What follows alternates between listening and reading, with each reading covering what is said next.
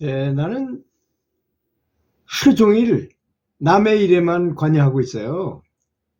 전혀 그럴 필요가 없잖아요. 내 인생 내가 살아야지요. 남하고 연관시켜서 살 필요가 뭐 있습니까?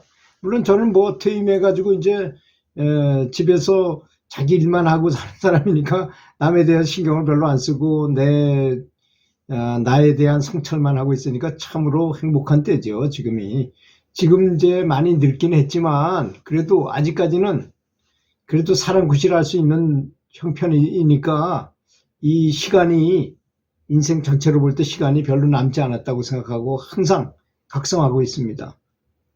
내 자신이 누구인지를 찾는 이게 가장 중요한 것이잖아요. 자다가도 벌떡 일어나서 생각해야 되고 소크라테스가 말했듯이 제자를 데리고 가서 물속에다 쳐박고서 물속에서 빠져가지고 숨을 못 쉬는 때 그 괴로움처럼 애타게 진리를 찾아야 함에도 불구하고 그걸 잊고 사니 참 한심하기 짝이 없다고 매일같이 생각하고 있습니다. 항상 신을 찾고 신에게 감사하고 내가 누구인지를 찾으려고 노력하지요. 내가 계속 그래서 감사한 마음을 갖도록 훈련을 하니까 별것 아니었다고 생각되던 것이 그 가치가 새롭게 보이는 거예요. 야, 이 컵 하나가 참, 이게 컵이 없었다면 내가 물을 어떻게 먹을 수 있었을까? 내가 좋아하는 차를 어떻게 마실 수 있었을까? 하는 감사한 마음도 생기고요. 차를 생각하니 또 차 농사 짓는 사람의 차 나무 자체에도 그 하나님의 창조주의 그런 그 가피가 다 들어있는, 축복이 다 들어있는 것이잖아요. 그런 걸 생각하니 정말 차 한 잔 마시는데도 참 감사하구나 하는 생각이 아니 들 수가 없다는 걸 생각하게 됩니다. 그리고 작은 것에서도 값진 가치를 이렇게 느끼게 됩니다. 또 작고 사소한 것에서 감사한 그런 것을 찾는 것이야말로 사람을 정말 지혜롭고 긍정적으로 생각하게 하게 하더라는 것입니다. 정말 긍정적인 생각을 하게 되고, 그리고 그런 걸 자꾸 생각하면요, 이 두뇌 속에 행복 호르몬이 많이 분비되기 때문에 최적화 상태가 돼서 지혜가 많이 자라고 아이디어도 많이 생각난다는 것입니다. 머리가 점점 좋아지는 사람이 돼요.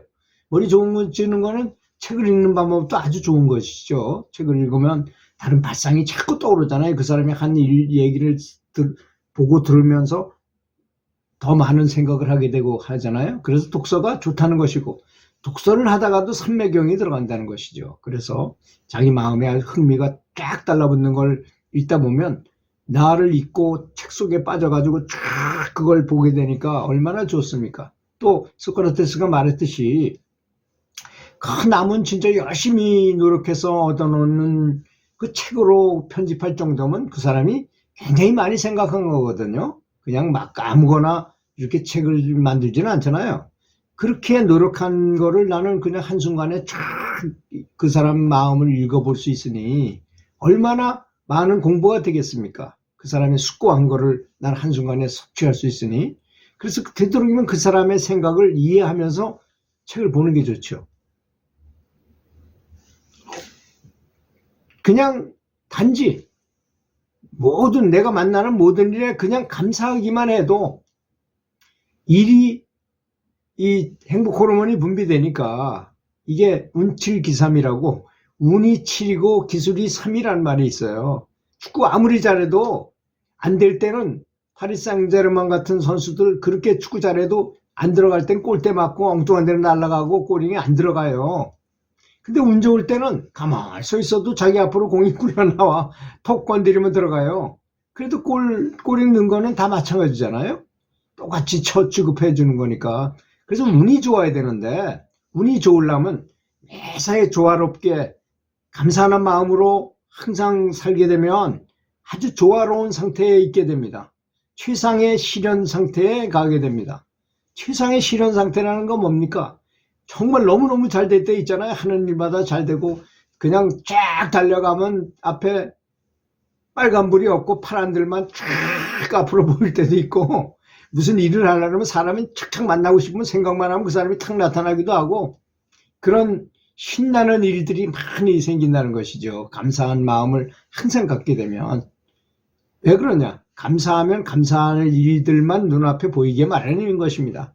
이게 미신인 것 같습니까, 여러분? 아닙니다. 퀸텀 물리학입니다. 퀸텀 물리학. 양자역학에 나오는 관찰자 이론이잖아요. 그것이 생각하면 생각하는 대로 되더라. 일체가 유심조다. 이게 과학이라는, 불교 여기에 나오는 그 진리들이, 금강경에 나오는 그 진리들이 다 퀸텀 물리학에서 다 해석이 돼요. 생각하는 대로 다 되더라 이거죠.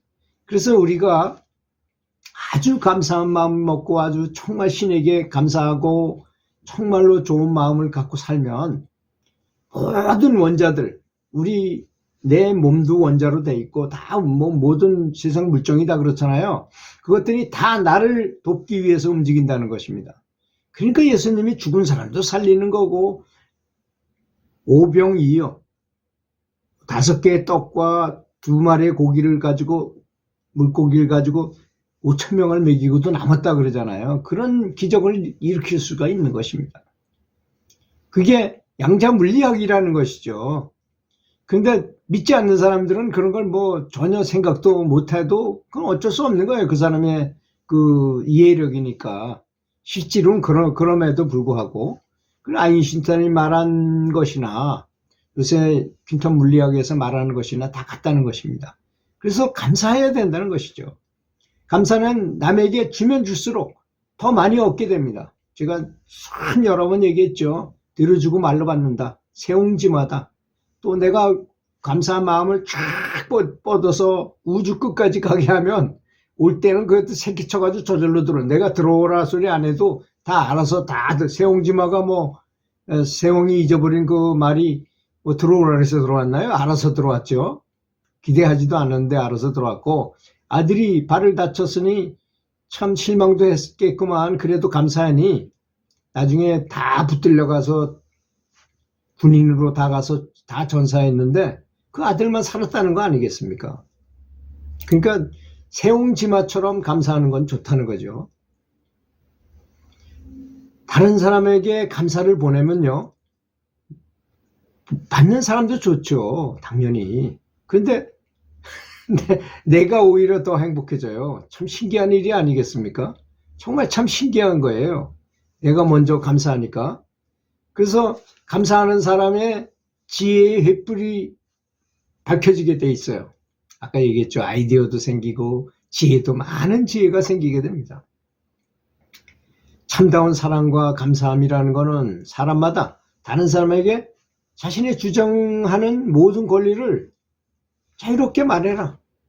제가 이제 그 여러 사람 모인 데 가서 중구난방으로 말하고 있을 때 다 이렇게 어떤 토킹 스틱을 주면서 한 사람씩 이렇게 말하게 했더니까 너무나 만족해요. 다 자기도 말할 기회를 공식적으로 받을 수 있게 되니까 아주 너무나 행복해하는 걸 봤는데요. 그러면 거기 참가했던 사람들은 다 뭔가 충족된 기분이 들어요. 다 똑같이 말했으니까.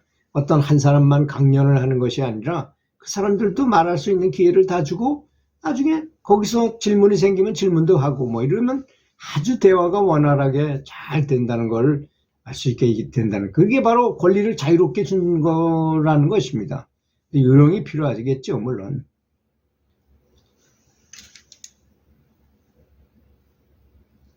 가난한 사람은 사랑하는 마음과 감사하는 마음을 실천함으로써 복을 지을 수 있습니다. 그 다음에 부자는 선행으로 세상에 복을 쌓아야만 됩니다. 저 광주 지방에 어떤 사람이 늘 돈을 갖다가 지금까지 뭐 몇 억을 한 7억인가 얼마 된대요. 계속 연말마다 이렇게 돈을 어디다 장소에 갖다 놓고 누가 써주길 바란다고 써놓고 이렇게 했던 그 금액이, 그렇게 부자는 그렇게 해야 됩니다.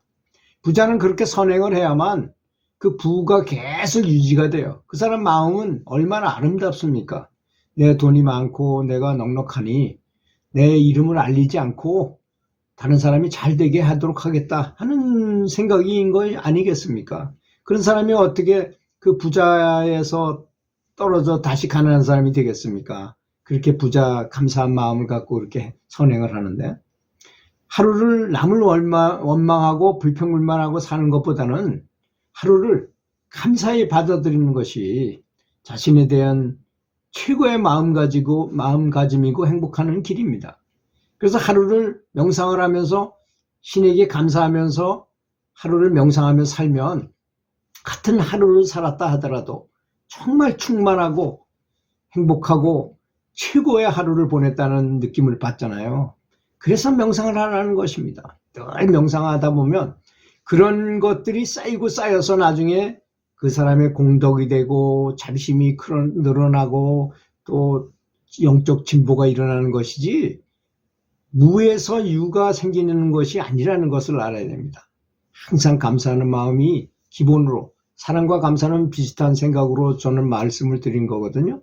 그래서 사랑과 감사한 마음이 가득해서 다른 사람들이 잘 되게 기도하는 마음으로 사면 진보는 저절로 찾아올 것이라고 저는 생각합니다. 들어주셔서 감사합니다.